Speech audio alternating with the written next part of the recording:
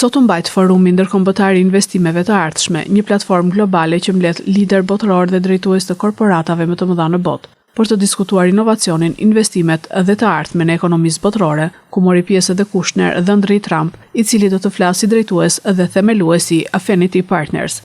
Kryeministri Edi Rama në fjalën e tij shprehu mirënjohjen për presidentin e Francës, Emmanuel Macron. Rama tha gjithashtu se ndihet mirë që është kryeministër i Shqipërisë në një moment kur Macron drejton Francën. Rama theksoi edhe arritjet e qeverisë dhe progresin e Shqipërisë gjatë periudhës së tij në pushtet. Të flasësh me një herë përpara Emanuelit nuk është më e mira që mund të vi apo të kesh në jetë, sepse ai e di si të flas. Dhe vjen nga një jetë e mëparshme ku i është dashur të merret me investues, me njerëz të biznesit, me kapital, ndërkohë që unë vi nga një jetë e mëparshme ku më është dashur të merrem me ngjyrat dhe me ekspozitat. Jemi shumë krenar për atë çfarë kemi arritur deri më tani. Më besoni, askush nuk do ta kishte imagjinuar atë çfarë po ndodh sot, atë çfarë ndodhi dje, dhe nuk po flas për imagjinatën e 100 viteve më parë, po flas për imagjinatën e 10 viteve më parë, 5 viteve më parë. Kështu që kemi bërë një rrugë të gjatë. Tani më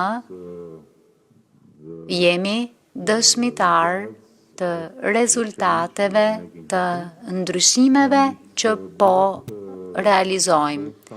Presidenti francez Macron në fjalën e tij tha se duhet ta trajtojmë tregun e përbashkët në 3 sektor kritik: financë, energji dhe telekom. Macron ftoi investitorët të investojnë në Shqipëri, duke shtuar se do të gjejnë një udhëheqje të fortë. Ky është një vend i stabil dhe i besueshëm, dhe në këtë botë mos i nënvlerësoni fuqitë e cilësive të tilla. Dhe jam shumë i lumtur që jeni këtu për te shakave që bëj me kryeministrin Edi Rama, sepse këtu në Shqipëri qartësisht keni në fakt pikën hyrëse në këtë rajon Ballkan Perëndimor, po edhe më gjerë, dhe është një pikë kyçe në mesdhe dhe në Europë. Ndaj ju inkurajoj të investoni në Shqipëri sepse keni një udhëheqje të fortë. Dhe nuk flas vetëm sepse është miku im, por sepse ka sjell rezultate. Dhe në 2 vitet që vijnë, duke qenë se ka një mandat të qartë, do të jenë pjesë e BE-s.